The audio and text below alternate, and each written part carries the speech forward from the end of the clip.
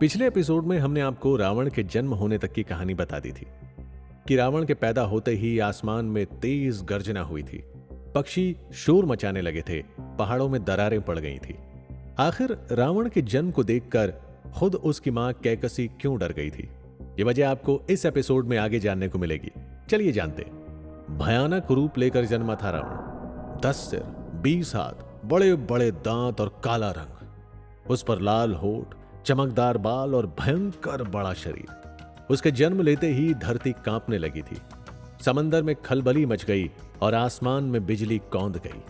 सूर्य की रोशनी धीमी पड़ने लगी और दुखी देवताओं ने फूल की जगह आसमान से खून बरसाया। कुल मिलाकर पूरा संसार रावण के जन्म से बेचैन हो उठा था।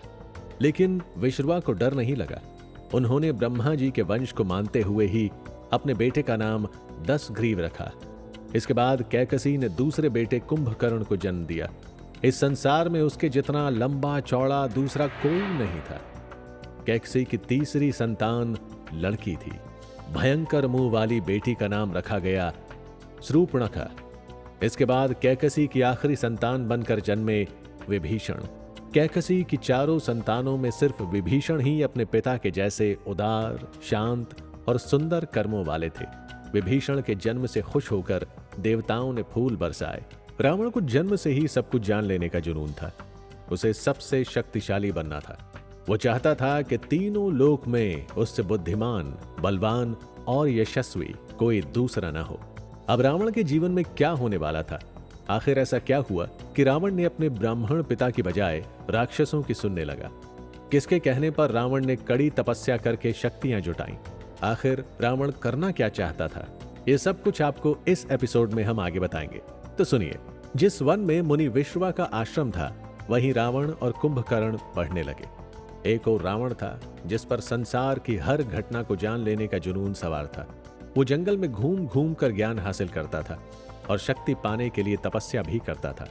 दूसरी ओर कुंभकर्ण, जिसका पेट कभी नहीं भरता था। वो चारों ओर घूम घूम कर बस खाना ढूंढता रहता था। कैकसी के इस बेटे पर राक्षस कुल का असर ज्यादा था, इसलिए इसका व्यवहार भी राक्षसों जैसा ही था। इधर उधर घूमते जानवर, इंसान, यहां तक कि तप करते ऋषि मुनियों को भी खा जाता था कुंभकर्ण। वहीं विभीषण अपने पिता की तरह अच्छे व्यवहार वाला था। सही समय पर सात्विक खाना खाता था, ज्ञान के लिए वेद पढ़ता था और अपनी इंद्रियों को अपने वश में रखता था। कुछ ही समय बाद धन के स्वामी कुबेर अपने पुष्पक विमान से पिता विश्रवा के आश्रम आए। अभी वो अपने पिता से मिले भी नहीं थे कि उन पर कैकसी की नजर पड़ गई। कैकसी अपने बेटे को भी ऐसे ही तेजस्वी और वैभवशाली देखना चाहती थी। कुबेर को देखते ही कैकसी अपने बड़े बेटे दशानन के पास गई और बोली, हे पुत्र, क्या तुमने अपने बड़े भाई कुबेर को देखा? वो कितना तेजस्वी है। कितना अच्छा होता कि अगर तुम भी अपने भाई जैसे पराक्रमी होते। तुम कुछ ऐसा करो कि अपने बड़े भाई जैसा बन जाओ। अपनी मां की बात सुनकर दशानन गुस्से से लाल हो गया। मन ही मन सोचने लगा कि मेरी मां को इस सौतेले बेटे से इतना लगाव क्यों है। लेकिन अपने गुस्से को छुपाते हुए रावण बोला, हाँ माता, तुम चिंता मत करो। मैं आज ही प्रतिज्ञा करता हूं कि मैं पराक्रम में बड़े भाई कुबेर से भी बड़ा हो जाऊंगा। अब मैं जा रहा हूं और जब तक मैं सबसे ज्यादा शक्तियां ना जुटा लूं, वापस नहीं लौटूंगा। इतना कहते ही रावण तुरंत तपस्या के लिए निकल पड़ा और भाइयों सहित तपस्या करने लगा। जैसे ही रावण ने मंत्रोच्चार शुरू किया, संसार डोलने लगा। वहीं कुंभकर्ण की तपस्या सुनकर आपके रोंगटे खड़े हो जाएंगे। गर्मी के दिनों में वो अपने चारों ओर आग जलाकर उसकी आंच सहता, बारिश के मौसम में बरसते ओलों की चोटें सहता और ठंडक में पानी में बैठकर मंत्रों का जाप करता। उसका छोटा भाई विभीषण तो सालों तक एक पैर पर खड़ा रहकर तपस्या करता रहा। उसके नियम पूरे होने पर देवताओं ने फूल बरसाए और उन तपस्वियों को सिर झुकाकर प्रणाम किया। कहते हैं 10,000 साल तक रावण ने भूखे प्यासे रहकर तप किया। 1,000 साल पूरे होते ही रावण अपना एक सिर काटकर आग में डालकर होम कर देता था। इस तरह 9,000 साल पूरे होते ही उसने अपने 9 सिर अग्नि देवता को चढ़ा दिए। 10,000वां साल पूरा होने ही वाला था, तब जैसे ही रावण ने अपना 10वां सिर काटने के लिए हथियार उठाया, ब्रह्मा जी आ गए। उनके साथ सभी देवता भी आ गए, क्योंकि ऐसा तपस्वी संसार में पहले न कभी हुआ था और ना हो सकता था। ब्रह्मा जी रावण से बोले, हे दशग्रीव, मैं तुमसे बहुत खुश हूं, वरदान मांगो। इतना सुनते ही रावण का चेहरा चमक उठा। उसने सबसे पहले ब्रह्मा जी को प्रणाम किया और खुशी से गदगद आवाज में कहा, हे देव, हर जीव को मौत का डर सताता है, इसलिए मैं अमर होना चाहता हूं। ब्रह्मा बोले, ऐसा नहीं हो सकता, जो जन्मा है उसकी मौत भी होकर रहेगी, यही संसार का नियम है, तुम कुछ और मांगो।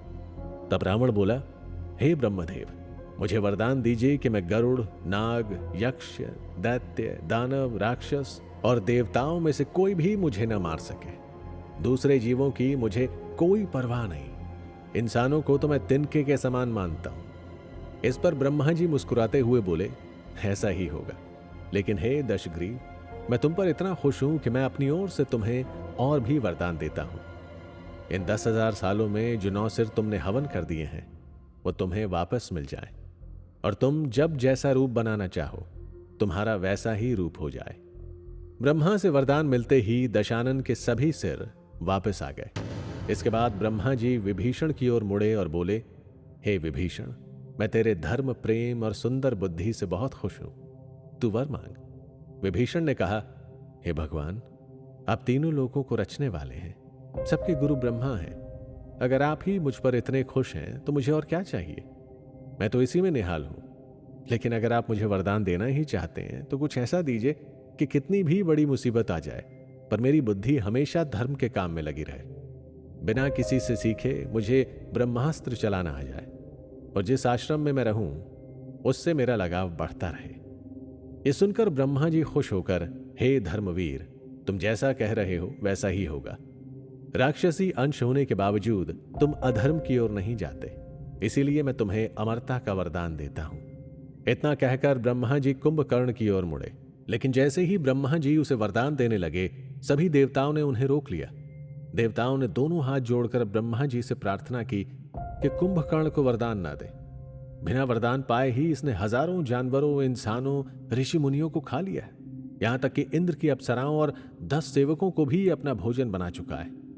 अगर इसे वरदान मिल गया तो यह आपकी बनाई सृष्टि को ही चबा जाएगा। इसीलिए हे प्रभु, वरदान के रूप में इसे अज्ञानी बना दीजिए, इससे सबका भला होगा और इसकी तपस्या का मान भी बना रहेगा। देवताओं की बात सुनकर ब्रह्मा जी ने देवी सरस्वती को याद किया। उसी समय मां सरस्वती वहां आई और बोली, हे देव, क्या करने के लिए आपने मुझे याद किया? ब्रह्मा जी बोले, हे वाणी, तुम कुंभकर्ण की जीभ पर बैठकर इसके मुंह से ऐसी बात निकलवाओ जो देवताओं के हित में हो। सरस्वती माता बोली, जैसा आप चाहें। ये कहकर सरस्वती जी कुंभकर्ण के मुंह में समा गईं। तब ब्रह्मा जी बोले, हे बड़ी बुझाओं वाले कुंभकर्ण, तुम भी मुझसे वरदान मांगो। कुंभकर्ण बोला, हे देवता, मैं चाहता हूं कि मैं सालों साल सोता रहूं। ब्रह्मा जी ने कहा, जैसी तुम्हारी इच्छा। ऐसा कहकर देवताओं के साथ ब्रह्मा अपने लोक चले गए। इसके बाद देवी सरस्वती भी कुंभकर्ण के मुंह से निकलकर आसमान में चली गई। अब कुंभकर्ण को ध्यान आया कि उसने कुछ गलत बोल दिया है। वो सोचने लगा कि हाय, मेरे मुंह से ऐसी बात निकल गई, मुझे लगता है कि देवताओं ने मुझे ठगा है, लेकिन अब मैं कर भी क्या सकता हूं। इसके बाद तीनों भाई वरदान पाकर अपने पिता के आश्रम में लौट गए। अब सवाल यह है कि रावण ने तपस्या से लौटकर क्या किया, तो उसके जीवन में ऐसा क्या हुआ कि उसने अपने पिता का आश्रम छोड़ दिया। ऐसे और भी कई सवालों के जवाब जानने के लिए चलिए हम अगले एपिसोड की तरफ बढ़ते हैं।